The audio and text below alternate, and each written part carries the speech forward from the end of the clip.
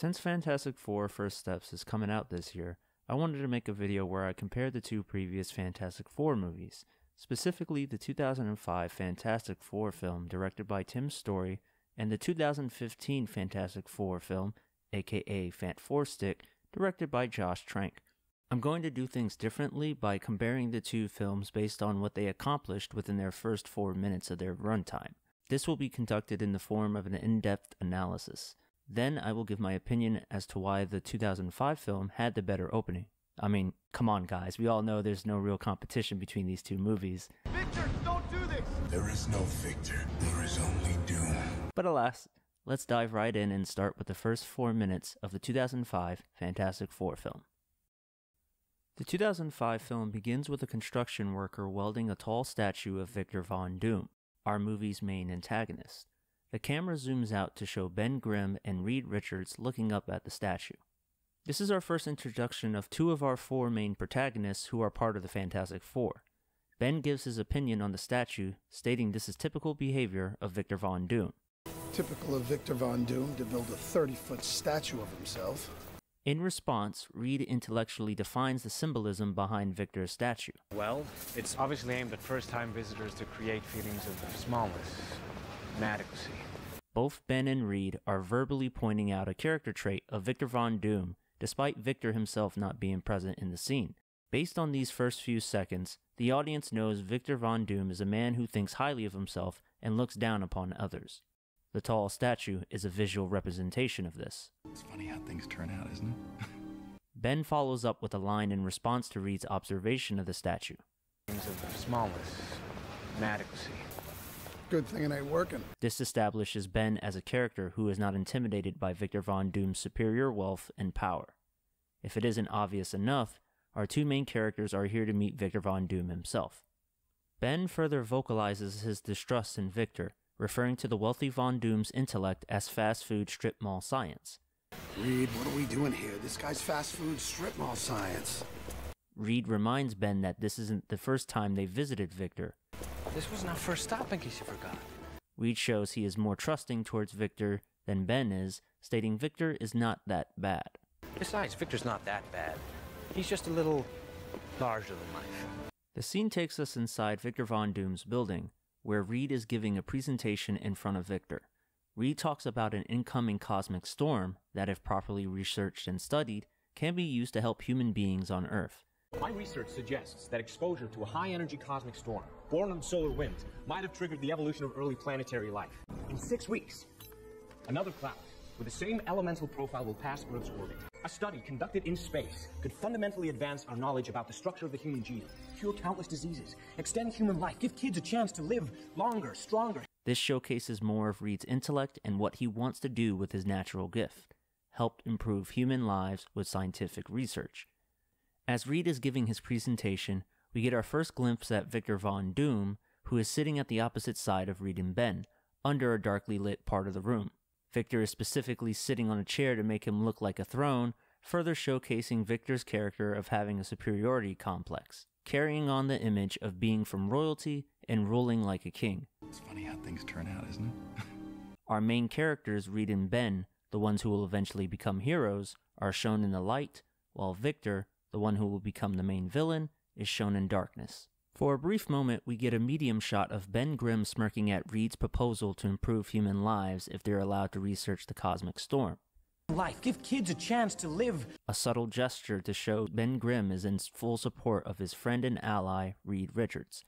I would even say Ben is proud to see his friend Reed full of confidence in wanting to make a difference to the world. Victor cuts Reed off when Reed is talking about making children more healthier. Stronger, healthier. Turn it off, please. I don't think I've explained my proposal. No, I think you have. Victor's cutoff and tone of voice sounds very disinterested, demanding, and cold. Victor then gives a metaphorical line describing Reed's personality. Same old Reed, always stretching, reaching for the stars, with the weight of the world on his back. This line even plays as a foreshadowing reference to the superpower Reed will obtain later on in the film. Victor then throws a magazine across the room, mocking Reed for his financial struggles. But dreams don't pay the bills, do they? The magazine is a visual aid to show the audience that while Reed may be a genius, he is not good with money. Victor gives a chuckle to add insult to injury. But dreams don't pay the bills, do they? Victor relishes that he is superior to Richards in the financial field, relishing more so that Reed wants money from him to finance the research project. Reed continues with his presentation by mentioning they were in college together in the past and both wanted to work together at the time. You remember, when we were in school, we talked about working together. Well, that's what I was about to explain. Reed follows up by saying Victor's space station can be used as a great base of operations to conduct their research while protecting themselves from the cosmic storm. The storm is deadly, but the shields on your station's control room are designed to protect any occupants inside. Victor pushes a button on his remote control to illuminate his side of the room, showing Victor's look of confidence or cold arrogance. Victor acknowledges this is a proposal to borrow his money and equipment. So it's not just my money you want. It's my toys. Victor gives a slight smirk as he says toys. The look on Victor's face is another example of Victor relishing the reality that Reed needs his help. Reed humbly nods his head in agreement to Victor's remark.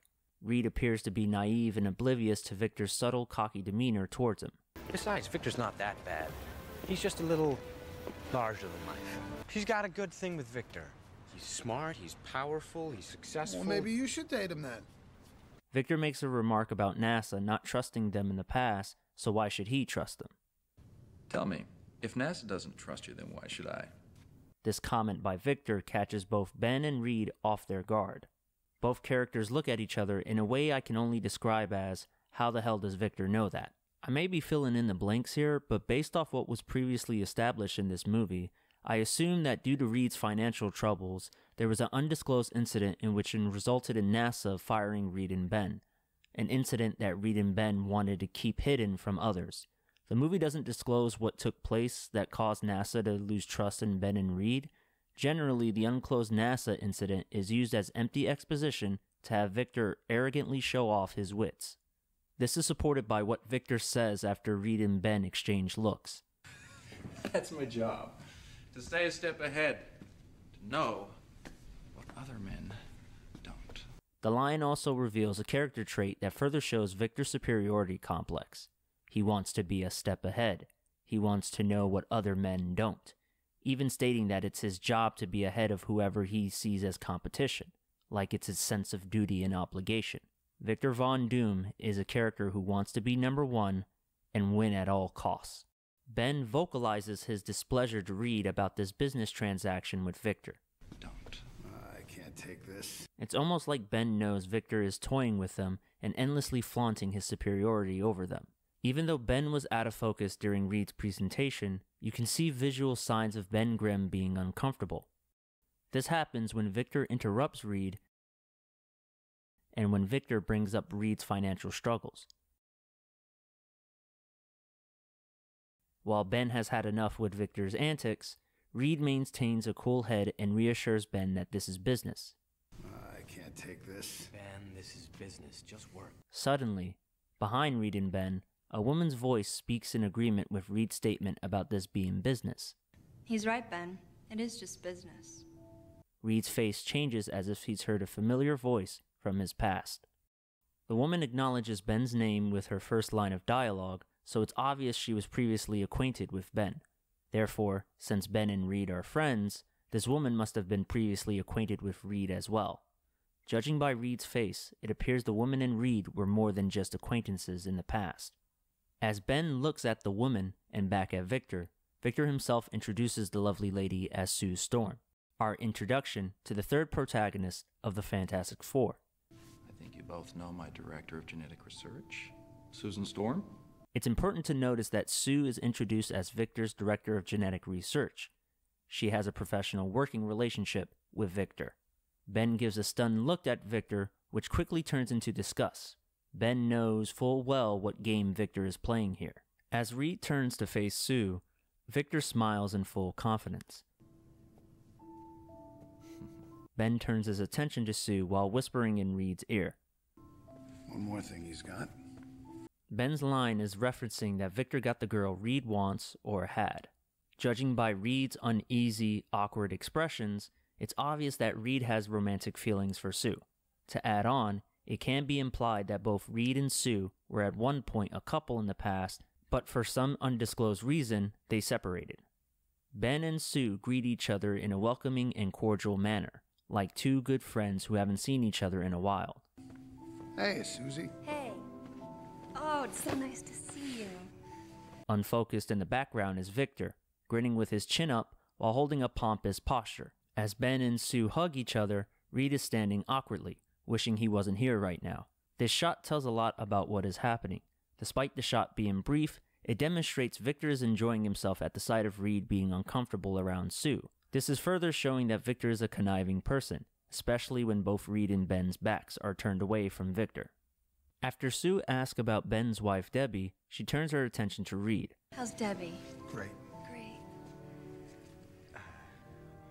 Sue's friendly demeanor towards Ben shifts as she puts her emotional guard up when facing Reed. Reed gives an uneasy and awkward greeting to Sue. How have you been? Rather than give Reed a hug like Ben, Sue instead offers a handshake, maintaining a professional attitude towards her ex-boyfriend. Never better. This interaction between these two characters further cements the idea that both Reed and Sue were a couple at one point in the past, but went their separate ways. A quick close-up of Ben watching the handshake shows that Ben even recognizes the former couple are equally holding back their emotions. Victor chimes in to either break the awkward tension or toy with their emotions. Likely both, given how Victor has been acting thus far. This isn't going to be a problem, is it? Both Reed and Sue are equally quick to respond but still restrain their emotions. Isn't going to be a problem, is it? Oh, not at all. Sue appears to want to say something else, but stops herself from completing her sentence. Oh, not at all. Good. Meanwhile, Reed turns to face Victor in a brief smiling manner, but quickly loses the smile, directing his eyes sideways towards Sue's direction. Both Reed and Sue appear to have some sort of lingering feelings for each other. Did you feel anything when I left? Do you feel anything right now? Victor walks towards our three main characters with a confident stroll, enjoying the reality of Reed asking him for help. Good. Then you are just in time to hear the great Reed Richards ask me for help. The way Victor says the great Reed Richards and ask me for help is enthusiastically used with overemphasis. Victor continues with a bit of exposition about Reed's genius intellect and how he is relishing the moment of Reed seeking his help. You know, you made a lot of folks at MIT feel like a junior high science fair, so you'll excuse me if I savor the moment. This would imply Victor is jealous of Reed's genius and is slightly threatened. However, since Reed is the one asking for help, Victor, the one with the superiority complex, sees this as a victory. It's funny how things turn out, isn't it? This whole entire arrangement feels like Victor is flexing his power real hard over Reed. Victor is subtly rubbing it in Reed's face that you need my help because I, Victor Von Doom, am better than you, Reed. What did you do? Exactly what I said I would. I built a better, stronger being and outsmarted the great Reed Richards. Reed carries on with business by offering what he's willing to sign over to Victor. Reed is cut off by Victor's direct answer. You back this mission, and I'll sign over a fair percentage of any applications. Number 75.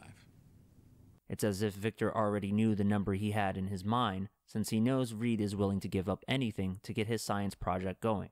Reed feels deflated upon hearing the high percentage he has to sign over to Victor. Ben gives a sarcastic response to Victor's high offer, practically stating that Victor is making Reed sign his life away. Number 75. And its applications and patents. What about his firstborn? Ben knows Victor has got them by the balls and is toying with their emotions. A quick side note about Ben's sarcastic remark. And its applications and patents. What about his firstborn? Ben. Every time I've seen this movie either in a theater full of people, or at home with family, or even showing a clip to this scene with friends, this line always got a nice laugh out of the viewing audience. It is a line meant to be a joke that fits the scene at hand without taking you out of the moment. It's not trying to be a meme, it's not trying to be a sitcom laugh track, it's simply there to be a genuine response because of what is happening between characters who don't like each other. Specifically in this case, Ben Grimm and Victor Von Doom.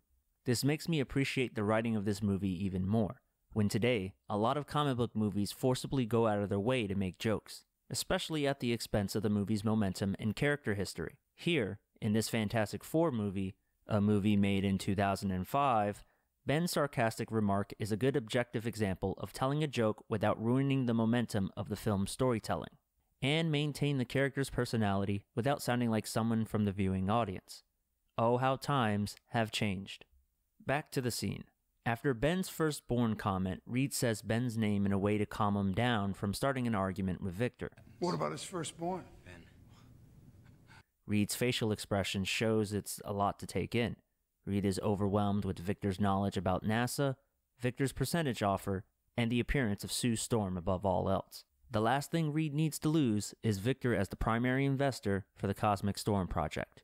Reed even looks like his hands are figuratively tied here, and there's no other choice but to take Victor's offer.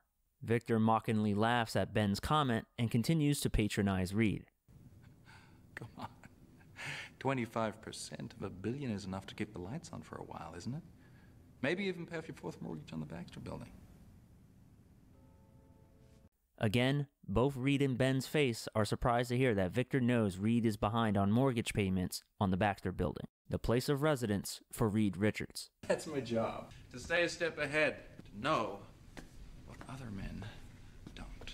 Victor is overbearing and confident while Reed looks humbled, embarrassed, and unsure of himself.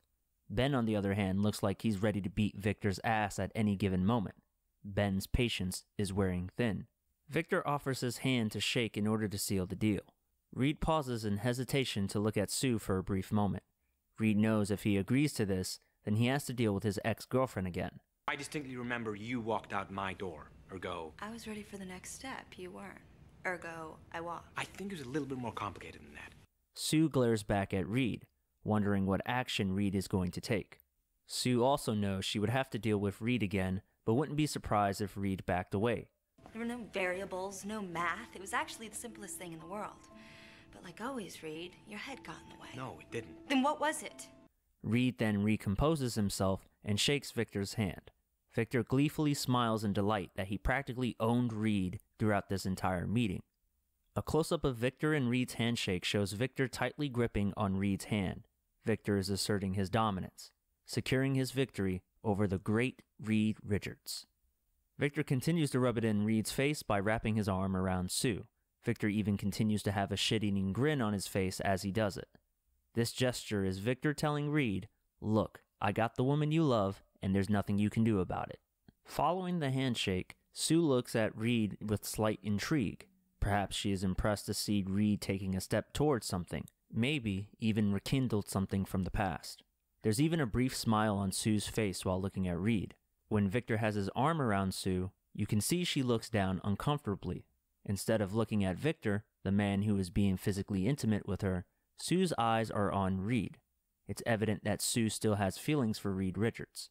Ben looks aggravated and irritated at Victor after the handshake takes place. To our future. Ben then changes his expression to an insincere smile after Victor says, "Together." Together. Ben does not trust Victor one bit and thinks he is a scum human being. Soon after, Victor makes one more cocky remark about the whole situation. It's funny how things turn out, isn't it? An uncomfortable Reed gives a passive response. Hilarious.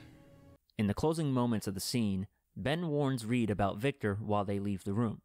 Ben believes Victor planned all of this and even pulled strings to have NASA refuse Reed's offer. He knew about NASA. Maybe he made the call to shut us down. Ben is trying to tell Reed, his best friend, that Victor is a vindictive, manipulative asshole who only cares about himself. Reed naively dismisses Ben's warning and focuses on what good can come out of this project. Reed expresses his content with what they are given. Maybe he made the call to shut us down. Ben, think about all the people we can help if this works. Huh? Look, we got what we wanted. That's enough. Reed concludes the scene with the unlucky phrase, "What's the worst that can happen?" A few days in space. It'll be great. What's the worst that can happen? I'll bring up one more detail regarding the opening scene. I might be going over the 4-minute mark, but it'll be worth it just to make this point, to support Ben's claim about this suspicion of Victor making the call for NASA to shut Reed down. He knew about NASA. Maybe he made the call to shut us down. There's a brief interaction between Victor and his assistant Leonard after Reed and Ben have left Victor's office. Victor makes a statement that this project could double his own company's stock offerings. If Reed's right, this little trip could double our stock offerings. And if he's not? Reed's always right. Good thing he doesn't always know what he's got. I want to entertain a theory here about what was undisclosed, and let's see things from Victor's perspective. It's possible to assume that Victor saw Reed's project as an opportunity for financial gain, all while knowing Reed is a genius and makes the right calculations based on past experiences with him in school. You know, you made a lot of folks at MIT feel like a junior high science fair, so you'll excuse me if I savor the moment. However, at the time, Reed was probably working for NASA. Seeing Reed as an employee for NASA and believing the project would be a success, Reed would get full credit under NASA. Feeling threatened by publicly being overshadowed by Reed, Victor pulls some strings and has Reed's financial struggles publicly exposed. But dreams don't pay the bills, do they? Thus making NASA not trust Reed and firing him from any future science project, deeming him to be a financial risk. Now knowing Reed has financial struggles and nowhere else to turn to, Victor must have anticipated that Reed would eventually seek him for help. That's my job. To stay a step ahead. To know what other men don't. In Victor's mind, he will get the credit for this project, make more money for his own company, and prove his superiority over Reed Richards. The icing on the cake with the cherry on top is Victor having Sue Storm by his side, a beautiful woman who was in a relationship with Reed but eventually broke things up with him. I truly believe Victor's closing line, "Good thing he doesn't always know what he's got," is in reference to Sue Storm. Good thing he doesn't always know what he's got. After Victor says this line, he victoriously poses next to his throne, again coming off like he's from royalty. You might be thinking I'm stretching here, and maybe you're right, but at least there's plenty of evidence from this scene alone to support my theory. Which brings our opening 4 minutes of the 2005 Fantastic Four movie to a close. In summary, here's what we learned about the first 4 minutes of the 2005 Fantastic Four film. We learned about how Victor Von Doom, the man who will eventually become the villain Doctor Doom, has a superiority complex and wants to rule over those who are a threat to him. The only one to pose a threat is the intellectual genius of Reed Richards, a man who wants to use his intellect to better human lives and make an impact on planet Earth. Reed is accompanied by his fellow NASA friend, Ben Grimm. Ben is distrusting of Victor and is disgusted by the man's conceited attitude. While Reed looks past Victor's shisty antics, seeing Victor as a potential ally to help fund the science project that will better lives. We are introduced to what the project specifically is that Reed wants to research, a cosmic storm in space that can alter human DNA. This sets up the idea for what is the origin of the Fantastic Four's powers, including Doctor Doom's powers. Victor humiliates the main characters by exposing their failures in the form of Reed's financial struggles, the fallout with NASA, and the employment of Reed's ex-girlfriend, Sue Storm. Despite being separated, both Reed and Sue give subtle expressions that they still have feelings for each other. Ben Grimm is a key figure who recognizes this. Victor continues his humiliation ritual by making Reed sign away 75% of his applications and patents.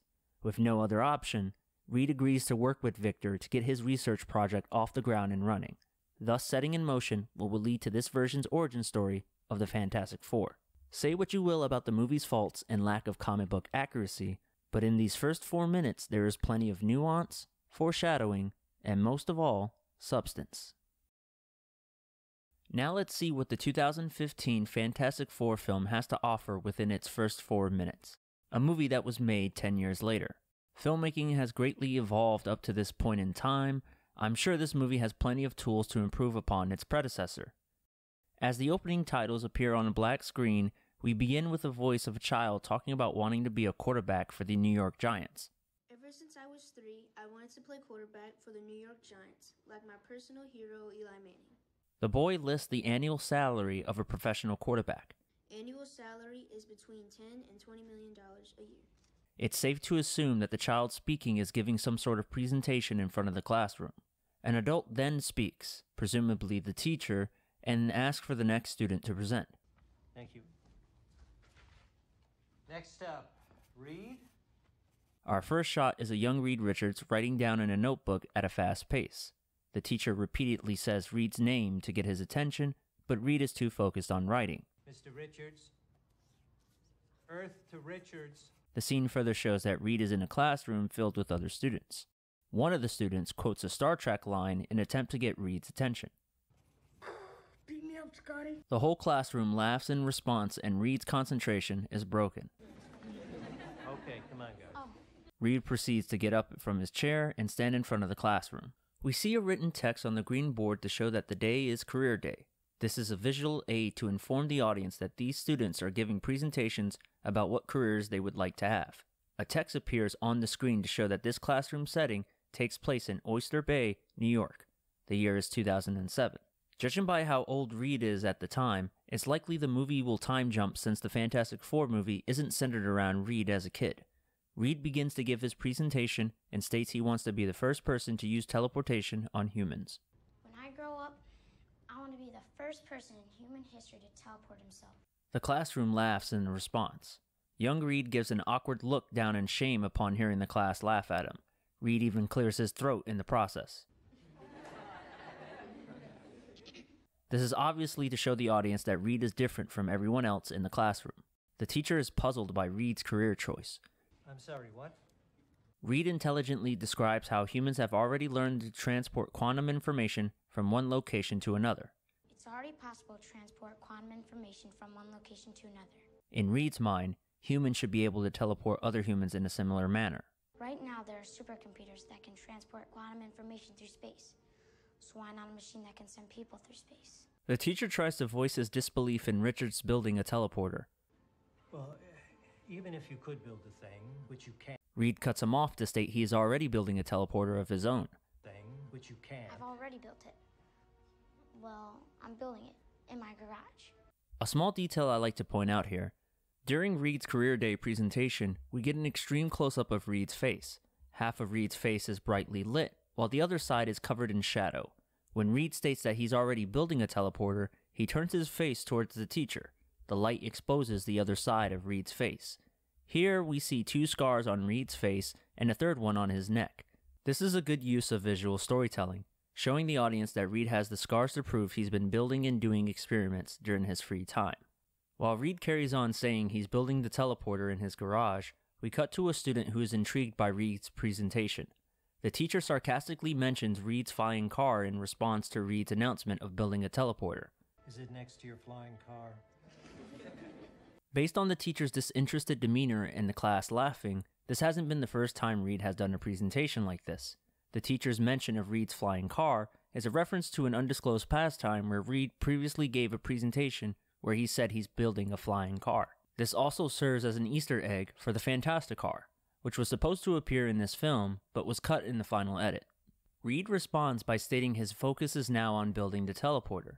Reed labels the teleporter as a biomatter shuttle. I'm not working on that anymore. Just this now. I call it a biomatter shuttle. Biomatter? Technically, I'm shuttling matter from one place to another. As Reed continues to genuinely explain what it all means, the teacher interrupts him and reminds Reed of what the assignment was supposed to be. But once I test on biological materials, All right, well, thank you, Mr. Richards. This is all very interesting. But the assignment was to pick a real career in the real world. The teacher informs Reed to redo the assignment, and Reed sits back down at his desk. Redo the report, and I'll let you try again tomorrow. The teacher then calls the name of the student who was previously intrigued by Reed's presentation. Ben? The intrigued kid is a young Ben Grimm. Ben gets up from his seat to present in front of the classroom. On his way there, Ben stares at what Reed is writing in his notebook. The camera shows a visual drawing of a teleporter. This lets both the audience and Ben know that Reed wasn't lying when he was saying that he was building a teleporter. Ben continues to walk as the scene cuts to a junkyard. The junkyard has a red neon sign with the word Grimm brightly lit. It's obvious that this is where Ben Grimm lives, and this junkyard is his family business. The camera pans over to show the young Ben Grimm carrying junk. It is likely Ben is doing his everyday chores for the evening. A dog passes by while barking. The dog must have smelled something unusual and is rushing over to see what it is. This might lead to something later. Ben puts a crate of junk down on top of some boxes and walks by a young adult male talking to a group of people. As Ben gets closer to the conversation, we hear the gentleman is talking about girls looking at him. I am looking at you, girl. Girls looking at me. Showing me to do about it. You know what I'm saying? Sounds like a pretty NPC level conversation to me. Nevertheless, Ben continues to walk on by. The gentleman who was talking stops his conversation and looks at Ben. He asks Ben, "Where are you going?" Hey, where you going? Ben responds that he has homework and continues on walking. I got homework. The gentleman doesn't like Ben's response and acknowledges that Ben still has work to do regarding a fridge pile. What? Look at that fridge pile. As Ben reaches the front door to what I assume is his home, he insults the older gentleman under his breath. The older gentleman hears the insult from Ben and doesn't take it lightly.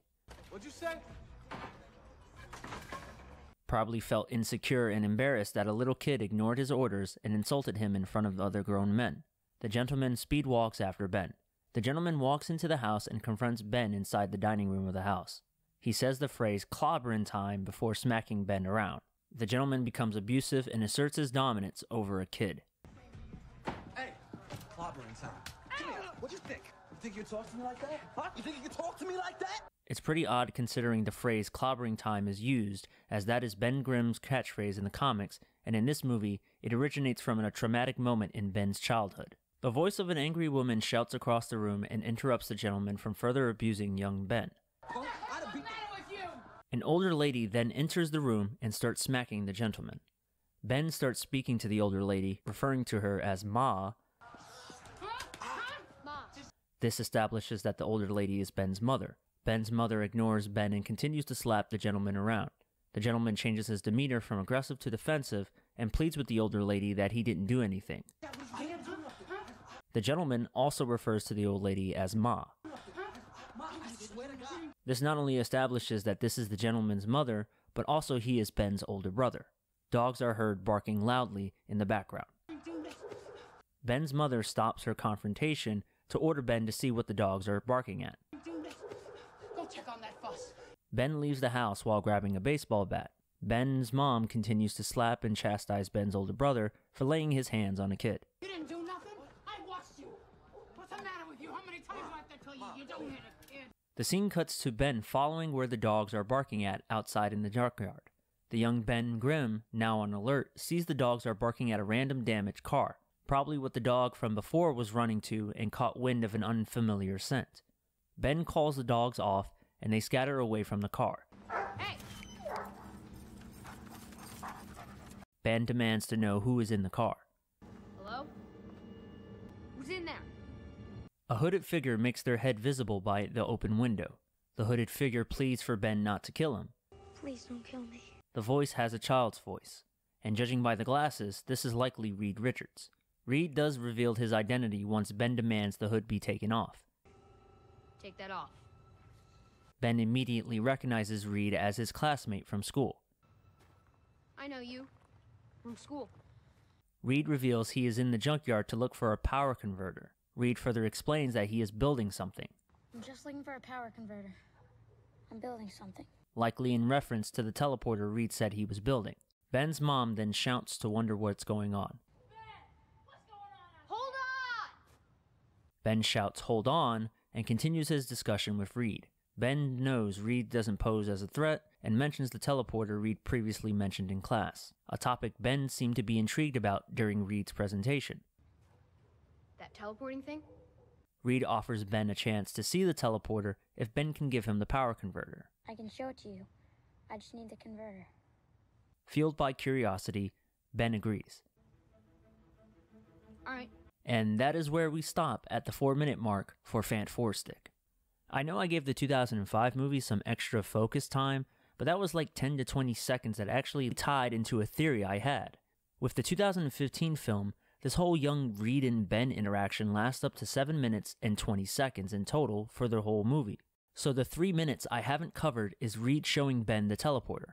The scene further establishes the intelligence and resourcefulness of Reed at such a young age. Reed gives a brief exposition about his parents don't understand him, and Reed demonstrates the teleporter to Ben. This is a bare-bones summary of the 3 extra minutes, all just focusing on Reed, Ben, and the teleporter they were working on. In summary, here's what we learn about the first 4 minutes of the 2015 Fantastic Four film. A young Reed Richards, who is fiercely intelligent for his age, wants to be the first human being in history to teleport other human beings. Reed even says he's building a teleporter himself. The teacher is annoyingly dismissive to Reed and tells him to pick a better career for the career day assignment. The only one in the classroom who is interested in Reed's teleporter discussion is a young Ben Grimm. Ben notices the commitment Reed has to this teleporter project with a quick glance at Reed's notebook. Meanwhile, we get a look at Ben Grimm's troubled life as he practically lives in a junkyard. Ben has to deal with endless chores and even an abusive older brother. One day, Ben encounters Reed sneaking into the junkyard. Reed reveals he needs to borrow a power converter from the junkyard. Ben recognizes Reed from school and catches on that Reed is working on the teleporter. Reed offers to show Ben the teleporter once he can get his hands on the power converter. Ben willingly agrees, seeing this as an opportunity to see what Reed's teleporter is all about. One can even argue that this is Ben's chance of escaping the grimy nature of living in a junkyard and a break from his hardships. So now it's time to compare the two movies and explain why the 2005 film accomplishes more in its first 4 minutes than the 2015 film. In fairness, I will say both movies in their first 4 minutes establish what the main focus of their story is going to be. With the 2005 film, it's evident that the focus is primarily on character relationships and soap opera drama. With the 2015 film, the focus is on building a teleporter and sending matter to another dimension. Kudos to both films for setting up the tone for what their movies are going to be about in the future. However, the execution from both movies greatly differs. The 2005 film, within a short time frame, is able to establish 4 different characters and their relationships between each other. The only objective flaw with the 2005 film is that we, the audience, are pretty much put in a random part of these characters' lives, and there is a hidden history. Thankfully, the actors do a wonderful job of showcasing their hidden history with their acting skills. That way, we, the audience, at least get a sense of what is clearly happening in the scene. We get plenty of moments showcasing who Victor Von Doom is as a person and a clear indicator that he will be the main villain. I will go even as far as to say the first 4 minutes of this movie give a comic book accurate portrayal of Victor Von Doom. Now, I'm not saying the movie comic book accurately portrays Dr. Doom as a whole, but one must admit the writing for Victor Von Doom in this scene is spot on. Throughout the scene, Victor is confidently asserting his dominance over Reed and Ben, the two characters who Victor deems are beneath him. The lines Victor says in this scene perfectly captures how Victor flaunts his superiority complex and thinks highly of himself like a king. Then you are just in time to hear the great Reed Richards ask me for help. Come on. 25% of $1 billion is enough to keep the lights on for a while, isn't it? Maybe even pay off your 4th mortgage on the Baxter building. That's my job. To stay a step ahead. To know what other men don't. We are introduced to Reed Richards as an intelligent person who wants to do good things for others, but has flaws. Flaws in the form of personal financial struggles and struggles in romantic relationships, particularly with Sue Storm, the latter of which will be focused upon throughout the entire movie. Ben Grimm is Reed's best friend, showcased by how he's willing to stand by his friend's side in these first 4 minutes. Ben verbally expresses to Reed multiple times about his concern in dealing with Victor Von Doom. Reed, what are we doing here? This guy's fast food strip mall science. I can't take this. Ben, this is business. Just work. He knew about NASA. Maybe he made the call to shut us down. Despite Reed's naive sensibilities towards Victor, Ben sticks by Reed's side, showing a brand of loyalty and trust to his friend Reed Richards. Ben is happy to see a confident Reed give his presentation about the cosmic storm. Ben even recognizes that Reed and Sue have hidden romantic feelings for each other. These are two people Ben has a positive relationship with and wants nothing but the best for them, as opposed to Victor Von Doom, whom Ben visibly doesn't hide the fact that he greatly dislikes Victor and is not his favorite person. Ben is only putting up with Victor because Reed is putting up with Victor. Finally, we have Sue Storm, who works for Victor but doesn't really have any romantic feelings for him. She has a good relationship with Ben but has hidden feelings for Reed, a man whom she had a previous romantic relationship with. Based on facial expressions, she's very on guard and stern towards Reed when he is unsure of himself. But when Reed takes a risk, a necessary action, and a step towards something, Sue is more positive to Reed. In this case, when Reed accepts the deal with Victor Von Doom, Sue's attitude to Reed shifts from being cynical and guarded to pleased and hopeful. The 2015 film only establishes 2 of our main characters and a handful of NPCs who won't play that much of a bigger role later on in the film. NPCs such as the teacher, the students in Reed's class, Ben Grimm's mother, Ben Grimm's brother, and the dudes Ben's older brother was talking to. We only get a brief sense of what a young Reed and Ben's upbringing is like and how they became acquainted. Young Reed is established as intelligent and different from everyone else in his classroom. At such a young age, Reed obviously has years of knowledge ahead of your average adult, but it begs the question as to why Reed hasn't skipped a grade. Why doesn't the teacher have a talk with the parents about putting Reed in a school more suited for his superior intelligence?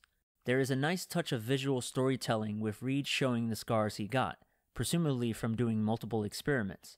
Based on the dialogue, Reed has been working on a flying car and a teleporter. While this is a comic book accurate detail of Reed Richards' character, I can't help but ask why Reed's parents didn't put him in a better school, or why hasn't the public and government become aware of a kid who can build a flying car and a teleporter? I ask these questions because this Fantastic Four movie was supposed to be more of a gritty, grounded, and realistic version. Speaking as someone who's witnessed classmates being held back and skipped a grade, it's obvious that in a realistic world, Reed Richards would have skipped a grade. It sounds like I'm overly criticizing the movie, but when you show a young kid displaying genius-level intellect in front of a classroom, and the teacher is very disinterested within the first couple of minutes of your movie, a lot of questions will be raised.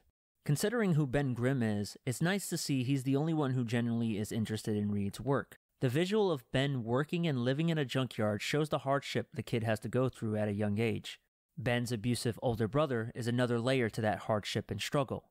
However, the use of clobbering time in this scene makes no sense at all, especially when that line is Ben Grimm's catchphrase as the Thing in the comics. Are we supposed to assume that the line is a coping mechanism for Ben Grimm to fight bad guys?